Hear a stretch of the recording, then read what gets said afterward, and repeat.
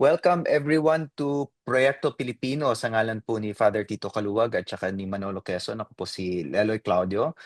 Today po we have a very special guest and we're going to revisit a topic we've dealt with before, yung topic ng konstitusyon. Binabalik-balikan po natin itong paksa ng konstitusyon dahil pag civic ang pinag-uusapan, the constitution is almost lapat dun sa topic ng civica. There's very little space between the topic of civics and the topic of the Constitution, and I'll have our guest explain why. But just to introduce our guest, matagal ko na pong kilala tong guest natin at matagal ko na pong iniidolo tong guest natin. Siya po si Antonio G.M. Lavinia or Dean Tony to most people. Isa po siyang abogado, educator, climate justice expert, and of course policy expert. Ngayon, he currently serves as Associate Director for Climate Policy and International Relations sa Manila Observatory at siya po ang head ng Klima Laboratory. And he also sits on the Permanent Court of Arbitration. And clearly, based on his credentials, alam na po natin that he is a leading expert on international climate negotiations, environmental law, and governance. Si Dean Tony po straddles both sides of Katipunan. Meron po siyang loyalty sa Ateneo at meron din po siyang loyalty sa UP. Kaya hindi ko po sigurado kung kanino siya nag-cheer sa UAAP. Sir, kanino po nga ba pag naglaban ng Ateneo at saka UP?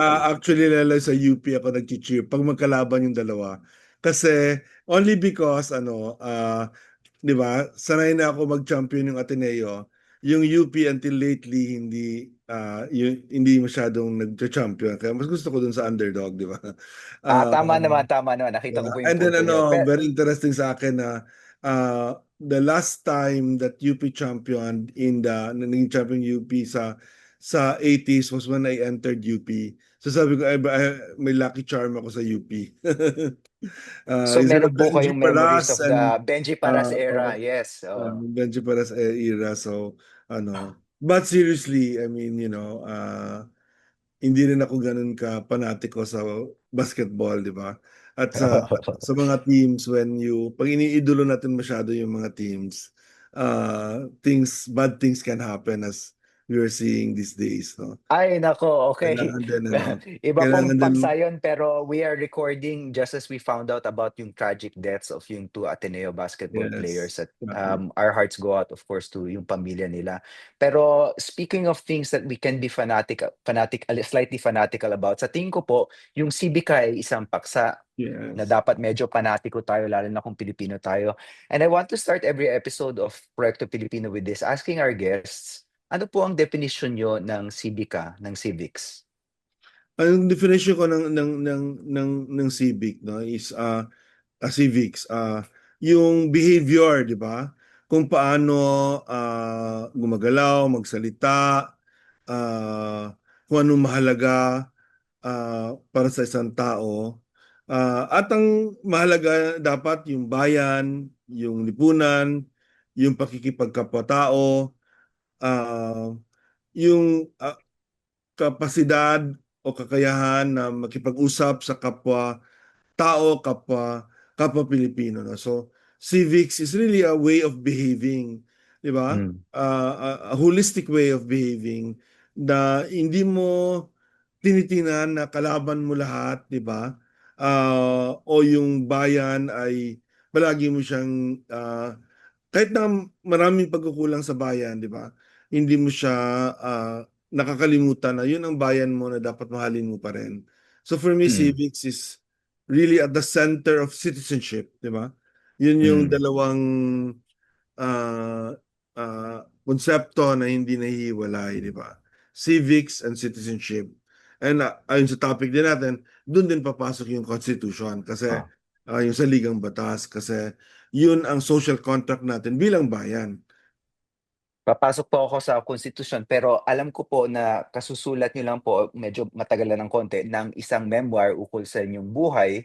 And given that you are now a memoirist din, Tony, baka naman pwede kayo magkwento ng isang kwento mula sa buhay niyo that illustrates how you grappled with your civic identity. Ay, madaming madaming kwento, no? Pwede dalawa para isa Sige po. forgotten era, 80s, yung at 70s actually, yung tinatawag natin May tawag si Vince Rafael, kapwa nating idolo, no, na ano, Mm. yung the long ano, di ba? The long 1970s. the decade, di ba? Mm. 70s, yung mahabang dekada na nag-start sa ano sa ano no sa um uh, first 65 quarter roughly. storm, di ba? Oh, Ano yung yeah. mga Mm. rally doon. At nag-end sa yung pag-lay down ng groundwork for EDSA. Although Mm. EDSA happened in the 80s, no? So, siguro sa akin, ang pinakamahalagang karanasan sa panahon na yon, no, ay yung panahon ng pagkamatay ni Ninoy Aquino, no. I want to stress that kasi bago noon parang yung konsepto natin ng bayan, konsepto natin ng bayani, medyo watak-watak, very, very, very distorted, di ba? Kasi dahil yung martial experience was an experience na iba-iba, di ba? Bawat sulok ng bansa, iba ang karanasan nila ng martial law. For some, it was very bad, di ba? For others, parang, oh, ito yung peace and order na hinahanap natin. Mhm. Yung ganun, di ba? So, of course, those of us who were activists already in the late 70s, nakita namin na illusion yon, di ba? Lahat yon. Pero it took until 1983 when Ninoy Aquino was assassinated na wasak yung illusion na yon, na bayan natin ito, di ba? Kaya naging very popular yung kanta na Bayan Ko. Mhm. Ni-revive siya from the Japanese time na version. So yung kwento ko doon, yung funeral ni Ninoy Aquino, di ba? When I walked with uh, millions of Filipinos from uh, Santo Domingo Church hanggang sa Luneta. Mhm. Um, at start, di ba, yung parang hindi ganun kadami, maybe thousands, 5,000, 10,000. But then as you enter Quiapo, di ba? Parami ng My parami. God, everywhere. So, saan nang galing yung mga to? Para bang nagkakaisa yung buong Pilipinas. And then, ang iconic poster, no, is Justice for Aquino, Justice for All. So, parang yung Mhm. buong kasaysayan, di ba? Nandun yung poster ni Ed Jop, ni Juan Escandor, ni Bobby De La Paz, di ba? Ni Maclean Dulag. And Mhm. so, parang Mhm. siyang, you felt that you were one with the rest of the Filipino people and that you control your destiny, di ba? Our destiny. So, ang end ko na kwento dyan sa memoir ko is, pagdating namin ng umuulan, bahasa kami, no? Kasama ko si Dr. Leo Garcia, philo professor namin sa chair ko ng philo department. Nagdakad kami, 8 hours, 10 hours took uh, us Wow. 10 hours to get to Luneta. Pagdating namin ng Luneta, tumigil ang ulan, tapos may rainbow. So sabi ko, ay, ito na. And Mm. we will win this battle, di ba? All my life, Leloy, before that, I always thought na I will die fighting the Marcos regime. I will die na, di ba, the Mm. Marcos regime and the US bases were both Mm. our Mm. obsession as activists, di ba? Na mamamatay ako or we will Mm. never get this done. We just have to keep on trying, di ba? But look, in my 20s, nagawa yun, di ba? So that's a very important of Mm. civics kasi na nagkakaisa kayo to change society for the better. Mm. So yung Baghari na yun, nakikita nyo lagi yun pag medyo Every nalulungkot time. kayo. Every time. Mm. Lalo na kung may masakit na nangyayari, di ba? So sa akin, yung more contemporary, yung naging lawyer ako ng mga lumad schools, so lumag Mm. schools, the most marginalized of Filipinos. Um, and grabe yung diin ng oppression, yung pang-aapi ni Duterte naman during the Mhm. time, di ba? Grabe talaga. It was like, di ba, kung bubombahin daw niya yung mga schools, di ba? Marami siyang Mhm. pinahuli, marami siyang pinapatay, di ba? Um, and I was in the middle of all of that. Dito sa UP Diliman, lalo na sa pagde-defend ng mga backward schools. But yun mo, nakita mo na grabe din yung suporta ng bayan, di ba? At ang maganda doon kasi yung United Front na suporta. Ibig sabihin, hindi ideological yung support, but the whole range of political forces, di ba, ay Mm. nagsusuporta sa mga lumad. So Kasi ilink ko yan human kay rights ang ano kay human kay rights. kay Ninoy, no. Sa tingin ko ang pagbabago ng lipunan at pagdating ng, di ba, ng dapat natin marating ay kakayanin lang to a united front, di ba, to pagkakaisa ng mga Pilipino tungo sa pagbabago, di ba? And constitutions are also, di ba, yun yung moment when you adopt a constitution, you make an agreement, eto na, this is how we will govern ourselves for the next number of years, di ba? Mm. Yun ang ano, and civics is about obeying that social contract to be Mm. part of society. Mm. So, yun na po ang ating paksa, yung topic po, yung paksa po ng ating saligang batas. Marami sa ating mga estudyante or kahit yung mga hindi estudyante, lagi na niloloko yung mga fancy Father Tito na medyo matagal nang hindi estudyante at matagal nang hindi kabataan. Naalala nila na ang konstitusyon inaral nila siguro in political science class or yung mga nag-law school in a law school class. And so they associate it with a lesson, 'di ba? Kinda lesson and for many parang boring lesson. Paano natin bubuhayin ang konstitusyon sa pang-araw-araw? How do we make it interesting? Uh, Buhay ang konstitusyon, no? Buhay ang saligang batas.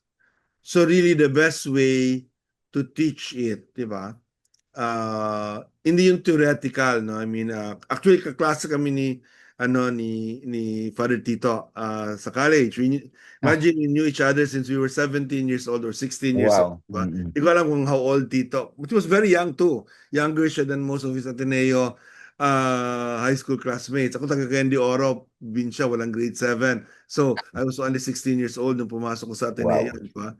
So we mm, were we were we were classmates. And that time ang tinuro talaga, ang pagturo sa amin ng, 'di ba, tinuturo yung sa level ng college, political science, 'di ba, ang hmm, tinuturo. Pero sa grade school at high school, social studies, 'di ba? hmm, Ang tinuturo. And very bland nga, very theoretical, 'di ba? What is government, 'di ba? What is citizenship? Pero walang connection sa totoong buhay, 'di ba? hmm, So I think the best way to teach the Constitution, which is how I teach it to both my my laws JD, yung classes, and also my undergrad class. Minsan nagtuturo ako ng law and governance sa mga undergrad schools, graduate majors sa both sa Ateneo at sa UST. Sa JD, marami, teaching 10 universities, no? Um, the way I teach it is a live, di ba, yung tinatawag ko problem based, di ba? So, kailangan mag-start ka with current events. So bakit nag-aawayan sa Senado, di ba? Anong ayun, pinag-awayan nila, di ba? Paano nakakatulong isang konstitusyon para ma-solve, di ba? Ma-resolve yung away nila, di ba? So government, perfect. Sabi ko, good teaching moment, di ba? Right now mm, na uh, what is a quorum, di ba? What is a decision that's made, di ba? Anong separation of powers, hanggang saan pwede pumasok ang Supreme Court. mm, So that's a good example of the live, a very big part of civics and a very big part of constitutional law teaching para sa mga bata, ha? Very important, karapatan, mhm, their rights, di ba? Including the rights as children, no? Kasi yun ang sasabi namin na kailangan yung mga bata alam nila yung karapatan nila bilang bata kasi sila, di ba? Subjected sila to possible abuse, di ba? Sex abuse or just bullying, di ba? Injustice in schools ng mga kahit na the way the sila. So yun naman, ang best way to teach human rights is very personal, di ba? mhm, Uh, anong karapatan mo bilang bata, di ba? Anong karapatan mo ng ano? Now, of course, there ibang level, ha. There are, di ba, mga younger than 10, di ba? Halimbawa, medyo your means are very different from those above 10, di ba? Yung on the cusp of teenage youth, lalo senior high school, junior high school, di ba? Iba na yon sa grade school. But same pa rin yung concept, di ba? Karapatan, di ba? Anong ibig sabihin ng karapatan na mabuhay, di ba? Karapatan na maging malaya, karapatan ng kasangkapan mo, ng properties mo, di ba? Lahat 'yan kailangan ituro sa atin. Ituro natin sa mga bata, di ba? Mm. Alam mo yung Tsaka hindi panahon ni lang, Duterte, hindi nangyari 'yon, oo di nga. ba? Kung yung mga bata, di ba, na lalo na yung mga batang at kita mo yung matatandaan na hindi nila alam yung karapatan nila, di ba? So Mm. Si Kian papasok de los sila sa Santos nga school, sir, gusto lang mag-aral, 'di ba? di Gusto lang ba? daw niyang bumalik Oo. sa bahay niya para mag-aral para sa midterm niya tapos binaril siya. Exactly, exactly. So, very important ito sa ano ngayon sa teaching of the Constitution. Yung freedom of expression sabay-sabay ng obligation to tell the truth, di ba? Mm. Yung disinformation na, di ba? Mm. Lahat tayo may karapatan magpahayag, di ba? Ng ating damdamin, ng ating opinion, di ba? Pero kailangan alam din natin na may responsibilidad tayo para sa katotohanan. At kailangan may kakayahan tayong ma-distinguish yung dalawa. Ano Mm. Mm. katotohanan, anong mali, di ba? So right Mm. away, shift ka to something very practical. Kasi kung Mm. abstract right lang, what will they really learn, di ba? At that age, di ba? Di pasok sa isang tenga, labas sa isang tenga. Mm. So, sir, napansin ko rin po yung pagpapaliwanag niyo ukol sa karapatan, hindi tayo nag-aaral ng karapatan para lang malaman kung ano yung karapatan natin. Nag-aaral din tayo ng karapatan para malaman natin yung karapatan ng kapwa natin Pilipino para Oo. maprotektahan natin yung karapatan nila. Exactly. Oo. Yes, yes. Importante yon. Di ba? Yung karapatan natin bilang individual, karapatan ng pamilya natin, karapatan ng ibang mga tao, di ba? Mm. And then, very related sa constitution natin, yung individual rights, yung Bill of Rights, sa social justice.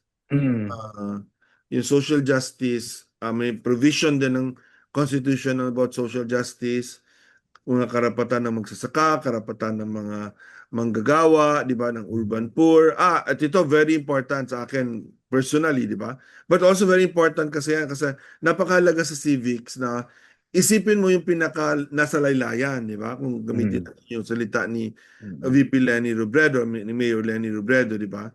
Yung mga nasa marginalized na areas, 'di ba, na sector, yun yung katutubong Pilipino. 'Di ba? Mm. Yung katutubo napaka-importanteng bahagi ng ating kasaysayan, ng ating lipunan. Marami sila ha. In the Mm. millions din yan sila, lalo kung isama mo mga Muslim, 'di ba?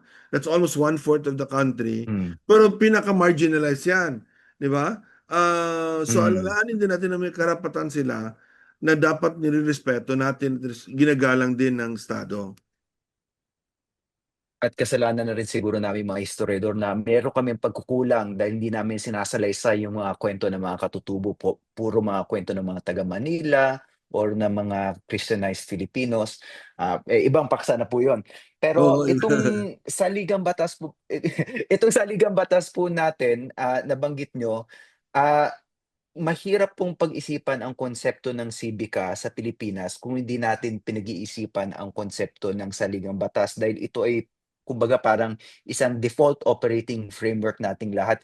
Can you go into a bit more detail about the relationship between civics and the Constitution? Sige. Um, Tulad ng sinabi ko, civics is about being a good citizen, di ba? Ngayon, sino Opo. yung citizen, di ba? Who defines what is citizenship?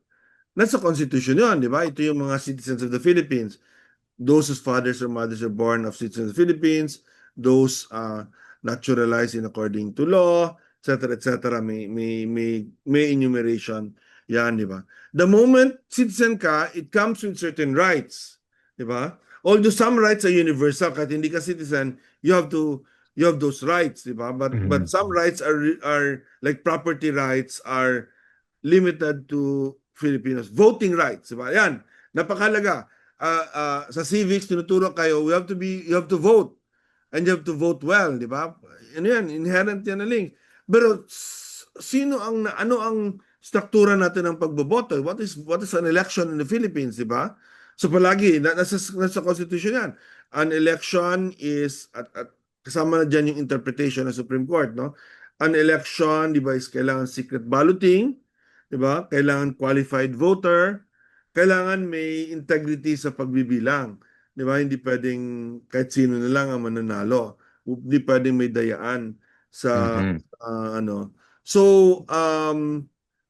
but the ultimate connection, Leloy, ng ng civics at citizenship, uh, ay yung tinatawag natin social contract, di ba? Mhm.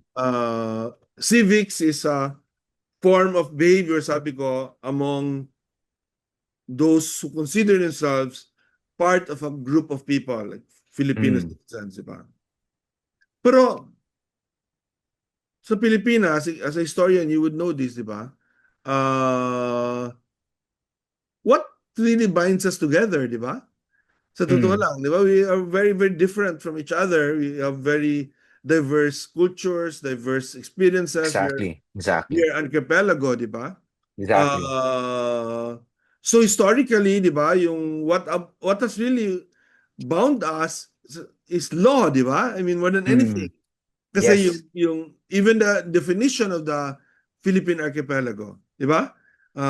Uh, and then yung how the peripheries are managed, are governed from the center, di ba? Mm. Mhm. Yung that started with the Governor General, the Spanish Governor General, Mm. followed by the American Governor General, followed by the President of the Philippines. Alam mo, when I Mm. teach the office of the President sa mga law students ko, palagi kong sinasabi, di ba, na yung ating President is not based on the American President. It's based Yes. on the Spanish Governor Spanish General Governor General. and the Oh. American Governor General, di ba, na ang intention talaga doon was to, if you want a positive description, unify. But if you want a negative description, was to oppress, di ba? To Malakas. dominate. Malakas talaga. Oh, para At buuhin mo na di ba? actually, if I may plug yung trabaho, of course, ng legal historian na si Lea Castañeda Anastasio, pinakita Yes. niya na dahil gobernador general ang basis ng American president, nadalian si Ferdinand Marcos na mag-declare ng martial law dito sa Pilipinas. Dahil nga, hindi ito presidente ng US, this was effectively a colonial position, so may inherent authoritarianism. So, great Yes, point, sir. yes. Yeah. And that was their justification. No? I mean, hindi naman sila nagtago dyan sa justification na yan. Yung American president hindi yan relevant sa Pilipinas, di ba? Even Duterte, that's a sad part of Duterte, di ba? Kasi he was won on the basis of federalism, di ba? Hmm. We can question that yung feasibility of all of that now, pero at least Pero yung maraming idea na naniwala. Maraming maraming naniwala. naniniwala na ideal na hindi siya, di ba,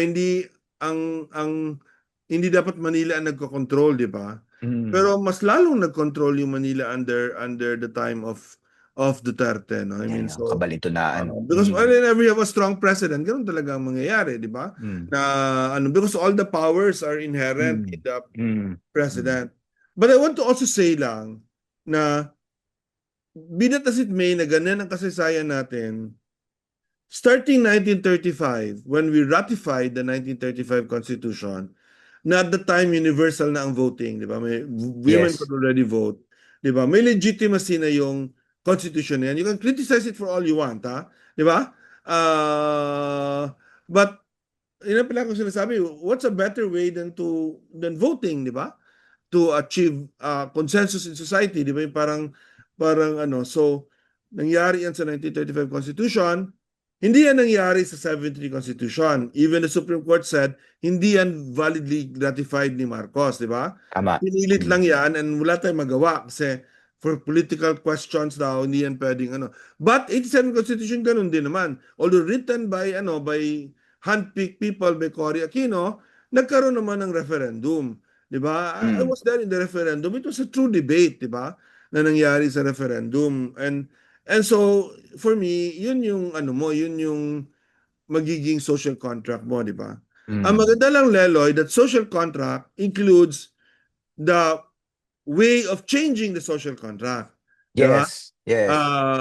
Yun yung Mahirap pero maganda. nandiyan. And Mahirap pero nandyan. dapat tinuturo natin yan sa Civica, di ba? Na, Uh, kasi dapat ang Civica hindi tinuturo na ganyan talaga ang Pilipinas, sumunod na lang kayo, di ba? Para Mm, tayo mga robot na lang, di ba? mm, mm, Ah, di ba? Dapat mag-isip kayo, di ba?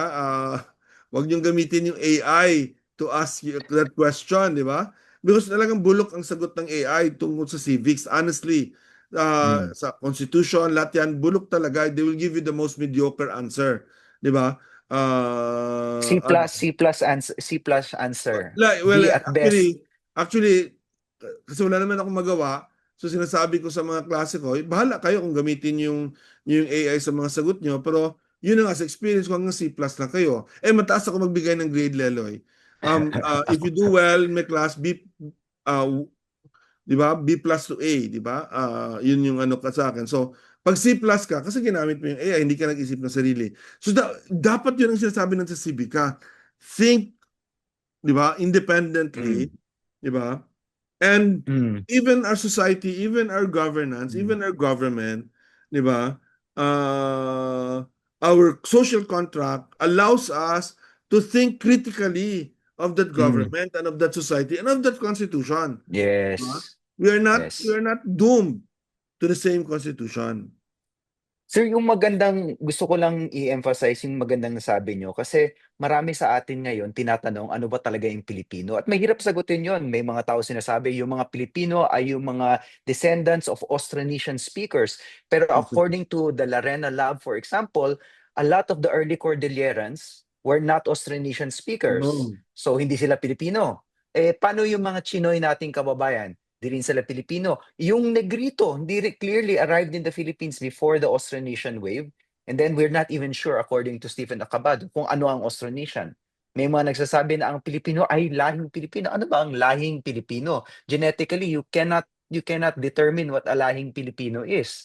O ang Pilipino ay yung mga, for example, yung mga na-Christianize na mga Kastila, mas lalo pa tayong yari doon because meron tayong mga kababayang Muslim, meron tayong mga kababayang lumad, meron tayong mga kababayan na non-believer. So the best we can do is actually to say that Filipino is the country that is bound by law and as a result contributes dito sa tinatawag nating Proyekto Pilipino. Para sa akin, yun ang pinaka-democratic version of what a Filipino is dahil bukas na bukas. Ang kailangan lang ang definition kung gusto mong maging Pilipino, sumali ka lang dito sa proyekto na 'to, dito sa komunidad na 'to. At yun yung sinasabi niyo nga parang social contract na buhay. Kasi iniimbita tayo nitong kontratang 'to na sumali at makilahok. Agree ako dyan, Lelo. Idadagdag ko pa dun sa enumeration. Paano yung mga OFW, di ba? Oo nga po, Uh, oh. have left the Philippines. Many of them have dual citizenship or even foreign citizenship. Pero bahagi sila sa proyektong Pilipino, di ba? They are Opo, part of this project and ngayon, di ba, alam mo, Lelo, alam ko, similar din sa'yo, ay, isa sa mga expertise ko is yung pagme-mentor ng mga estudyante na umalis, di ba?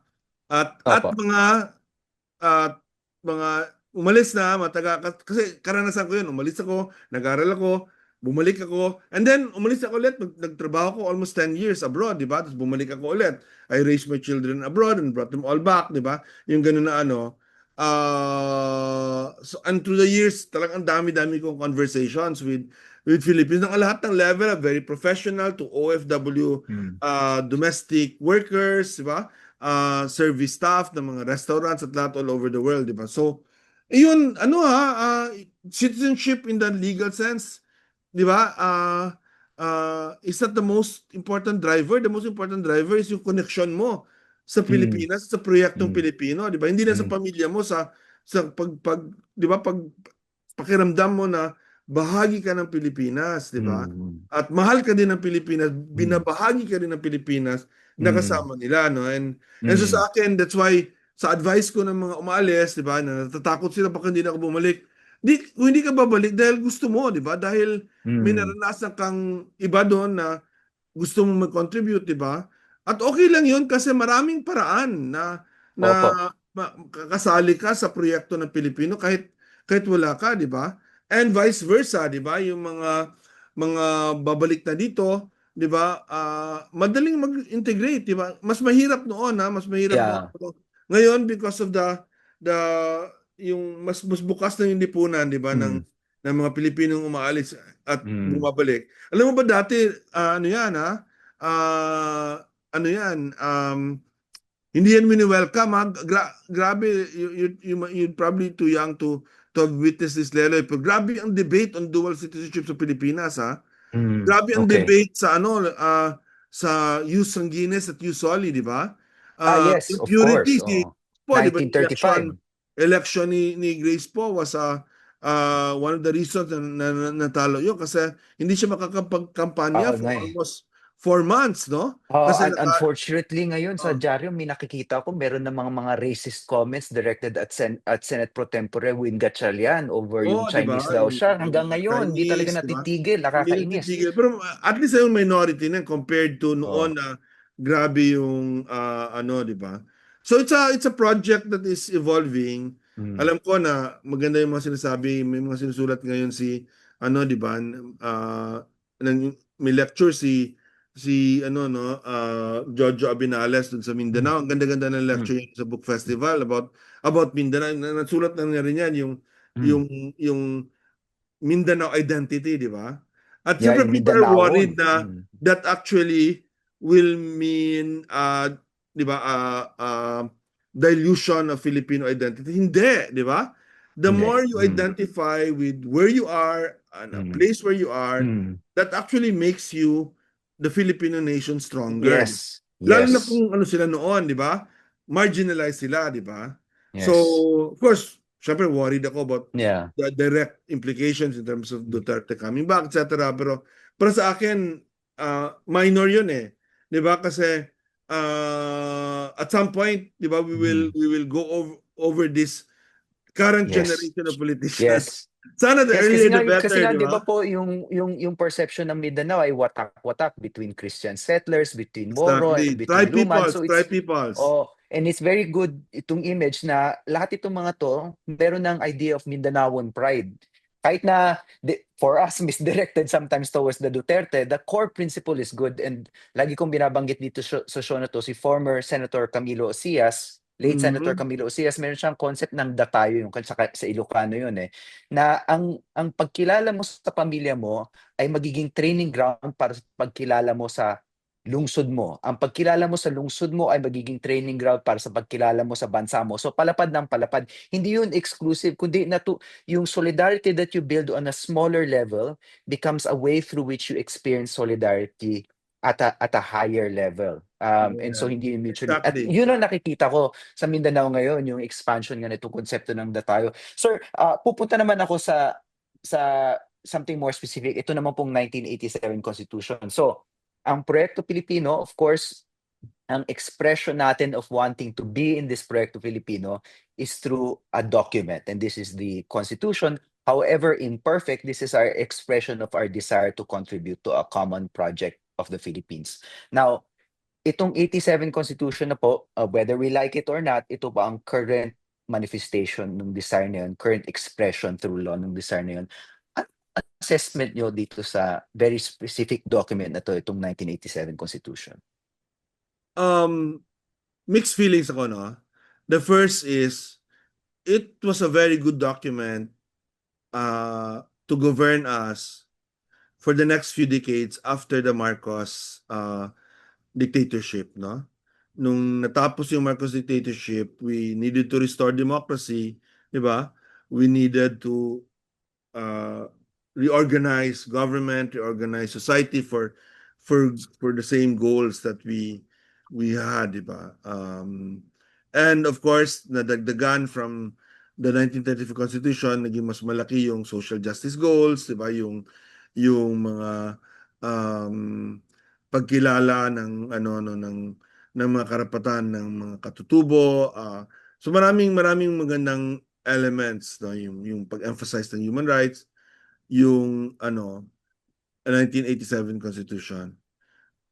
So that from that point of view, di ba, okay ako dun sa what happened, what the Constitution that we ended up with that governed ourselves, di ba? On the other hand, and that's why I tell people, di ba, you have a constitution, but it's a living constitution. We can change it if Mm. you want to, di ba? Kailangan Hindi po Diyos ang hindi mga Panginoon ang sumulat ng konstitusyon. yes, they were all very imperfect human beings, di ba? That President Aquino had appointed, di ba? But alam mo, irrelevant yan kasi the truth is that it was accepted by the people, di ba? Almost unanimous ang pagtanggap ng mga tao sa referendum, di ba? Pero malaking pagkukulang sa 1987 Constitution, the way it designed the political system. Key core yun, di ba? So, okay yung 1987 Constitution sa the other elements of a state, di ba? Territory, so malakas siya. For example, for the West Philippine Sea, claim na naging issue na natin na malaki. At the time, hindi pa siya issue, but na-foresee siya. So, very good provision. Very good provisions on human rights, di ba? Very good provisions on social justice, di ba? Although, I think sometimes kailangan natin ilipat some of the social justice provision to the Bill of Rights para klaro na rights-based yung social Karapatan justice. siya. Di ba? But ang economic provisions, sa totoo lang, I'm fine with it kasi as we have already seen, society adjusts, di ba? Legislatures adjust and allow, di ba, more foreign investment in needed, close it down when not needed, di ba? So parang I can live with the economic provisions. I can live with changes in the economic provision. From what we know, and you're also an economist, Leloy, di ba? Yung may background ka din doon. Hindi key ang constitutional provisions sa economic provisions sa investment. People come here will come here because di ba, yung investment climate is good for them, di ba? Hindi lang yung legal provision. But yung ating governance provisions, di ba? Yung ating system may mga malaking issues na ngayon ay coming to a head in terms of, di ba? Pwede pa siya ba mag-function, di ba? So, one is the presidential system, di ba? Yung president that is actually the most powerful official in the Philippines, diba? Can do anything that he wants, di ba? What if you have a president, I'm sorry, like Bongbong Marcos, no? Who really doesn't want to do that, di ba? Ibig sabihin, President Marcos is like just enjoying his presidency, di ba? Feeling ko parang ayaw niyang gamitin yung kapangyarihan ayaw niyang gamitin yung kapangyarihan niya. Okay na sa akin yun kung hindi siya katulad ni Duterte, di ba? Pero sana kung like Pinoy siya, hindi kagaya ng tatay niya. di ba? Or kaya ng tatay niya. Pero at the same time, ang daming napaparalyze, di ba? Ang daming hindi nagagawa, di ba? Grabe yung, I have so many students in government, very high level, secretary, some of them, pero talagang grabe yung, yung paralysis in government, hindi nila nagagawa. Sir, baka kasi sinabi natin wag mong gayahin yung tatay mo. Tinotoo, but in the other extreme naman siguro. Exactly. I think it's a President Marcos, kung he was just a ceremonial president, happy na siya. Di ba? Walang sakit sa ulo, di ba? And I think this isn't about, di ba? I don't believe the talk about mga drug addict, mga ganyan. I think it's just his normal self, di ba? Na medyo easy-go-lucky, di ba? Very clear din naman ang motivation niya to run for the president, di ba? Sabi naman niya, to vindicate my father, to vindicate my family, to protect my family. He went into politics to protect his family. Very clear yan. Sarili niyang words yan, di ba? Wala siyang vision. So, presidency is a problem because we're always gonna get this too powerful president or too weak president, di ba? And sometimes we get lucky. I'm medyo biased ako kay Fidel Ramos kasi young ako during his time, pero parang si FVR gumagalaw but also conscious na kailangan dalhin the rest of the body politic with him, di ba? Si GMA went against the body politic kasi to survive, di ba? Si Pinoy naman was not interested in consensus building, di ba? Parang may vision siya, there's a small group of people na gusto niyang isama, di ba? Na si Duterte didn't care about what everyone else did. Gawin lang niya, di ba? Yung gawin. So I think the presidency needs to be addressed, di ba? Itong So, ating ibig bicameral sabihin, sir, system, bukas po ba kayo sa yung parliamentary system na wala na lang presidente? I actually Prime think Minister na lang? yes, I actually think a parliamentary system is best, 'di ba? Na party-based parliamentary system. Pwede naman in many parts of Europe, pwede naman combined, 'di ba? Sa Germany Mm, halimbawa, you vote for a party and you vote for an individual. mm. But that individual must belong to a party. So kasama pa rin sila sa sa majority, 'di ba, of a I party. see. I see. So marami namang Actually, parliament. you gave us a topic for another episode. Yeah, maybe Yeah. considering parliamentary and federal systems in the Philippines. Yeah. Kukumbidahin po namin kayo ulit. Sige. I used to be a federal advocate, di ba?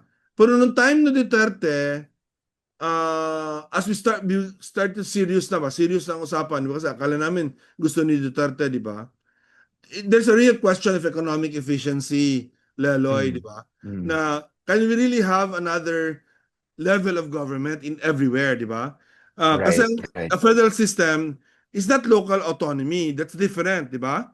We need local autonomy for sure.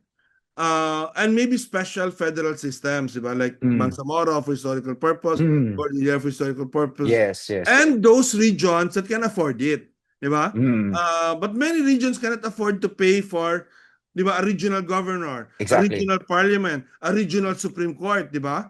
Paano Oo, yan, di opo. ba? And that's the essence of a federal system, and na you have states or Mm, provinces that are, di ba, are exactly. autonomous with levels of government that are Mm, replacing your centralized government, di mhm. ba? So Tsaka parang meron na namang BARM, meron na namang BARM. So, the yung BARM is pinakakailangan ng otonomiya, binigyan na ng sistema ng otonomiya. And I'm a huge advocate of seeing where this BARM experiment goes, warts exactly. and all. And it's in crisis right now, but hopefully they will overcome that. That's a crisis created by the national government. Hindi yan Mm. I mean maraming pagkukulang ang mga leaders din ng BARM, ang MLF at lahat, pero ang hirap kasi talaga naman, di ba, na revolutionary group takes over governance. Ang daming issues talaga na Kailangan ng di ba? kailangan talaga But ng konting the palugyo. current crisis is not because of that, to be honest. Yes.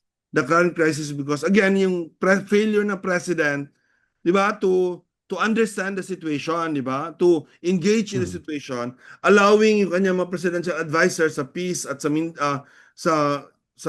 the one that's handling Mindanao, si Presidential Assistant Lagdamey, who's from Davao, di ba? Allowing them to call the shots, di ba? Mga parochial yon, di ba? Very parochial. Hopefully, yung new peace advisor, si Sarmiento, who was the local government secretary of Pinoy, when you there, was a very good local government secretary. Siyang pumalit kay Mar Rojas nung tumakbo si Mar Rojas, di ba? Sana they'll be better, pero that's really the failure of di ba? Sayang kasi, well, kung it is collapse, di ba? Then sayang talaga. But at the same time, yung MILF as a revolutionary organization has already invested enough in the peace process na hindi yan basta-bastang uninvested na, di ba? Yung also in terms of Oh. incentives to them, na baka hindi naman siya maano. If ma-survive lang itong time na ito, I think it will become stronger. And you can Mm. have a few more, a few more regional, di ba, like that, di ba? The irony nga of this Lalo, is the one that really need a regional government the most for functional purposes is Metro Manila, di ba?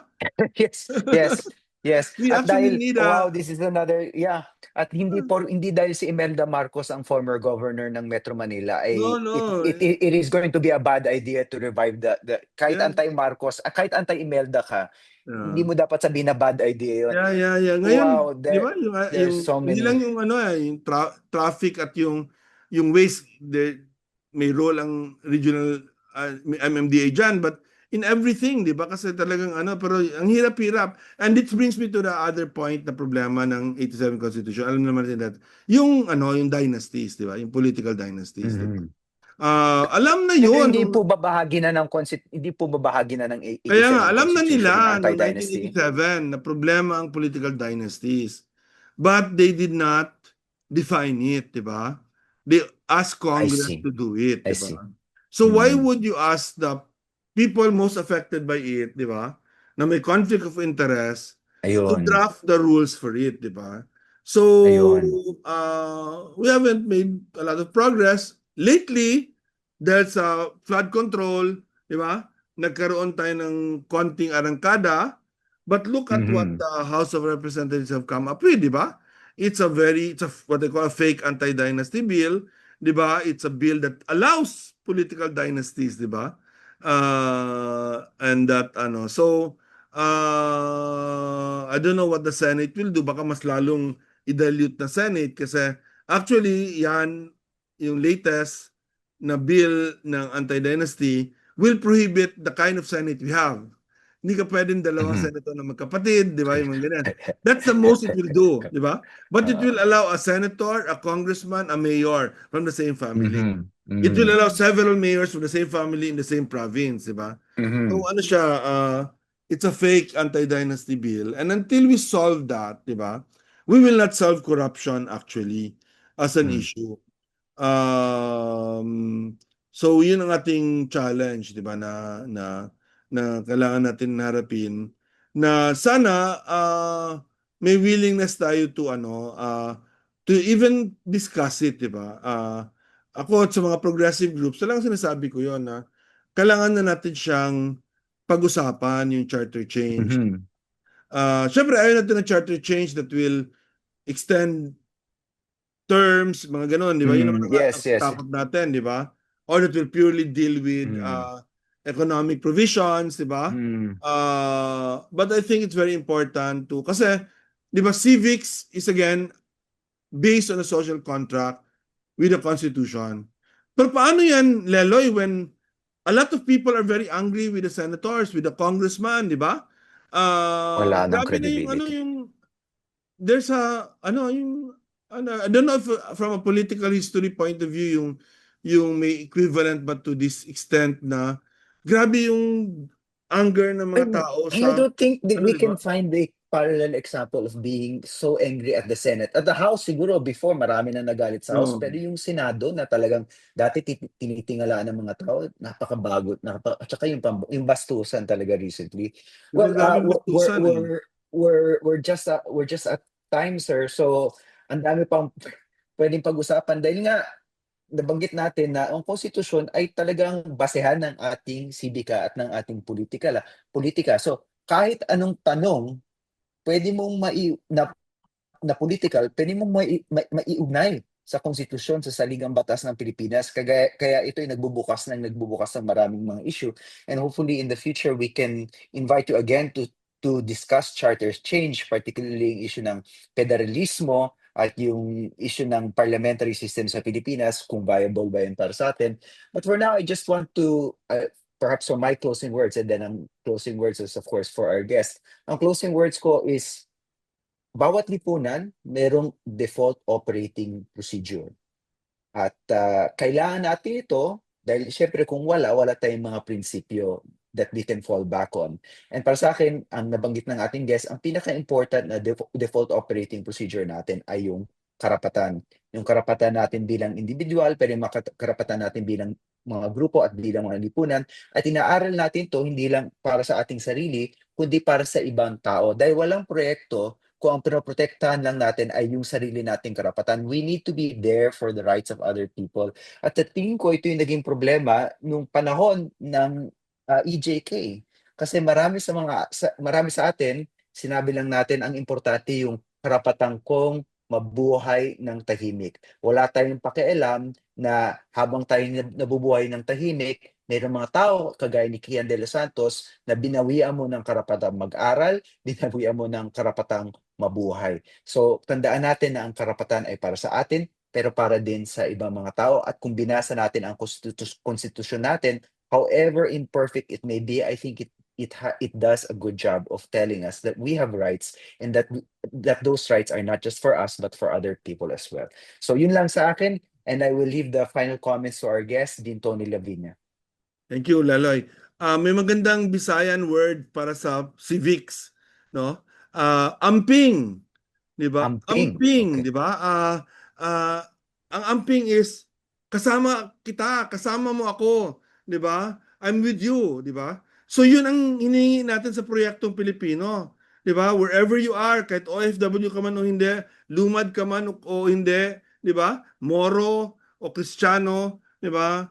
Amping, it's an attachment to each other, 'di ba? Mm. Yung ano, yun ang proyektong Pilipino. When we have that, 'di ba? We're okay. And alam mo, this is ano with all our differences and all the bad things that can see happen to us. Nakita ko talaga yan wherever I go. Lalo na I teach in so many universities everywhere nakita ko yun sa kabataan, yung amping, di ba? Yung may excesses, may fake news, may ganyan. But the belonging, di ba? Yun ang ibig sabihin ng amping. I belong, we belong. Di ba, kahit na hindi kita kilala, amping, di ba? Yung nagsasabi, amping ha. So that is the Visayan word that is there's another Visayan word that's as important as amping na maganda rin ang ginagamit namin, puhon, di ba? Puhon is hope, di ba? Yes, Mm. someday, di ba? When we talk about good things, when we talk about anong pwede natin marating bilang bayan, di ba? We're part of this Project Filipino, Proyekto Filipino, puhon, di ba? Amping at puhon, those are Galing. summary words. Maraming salamat po.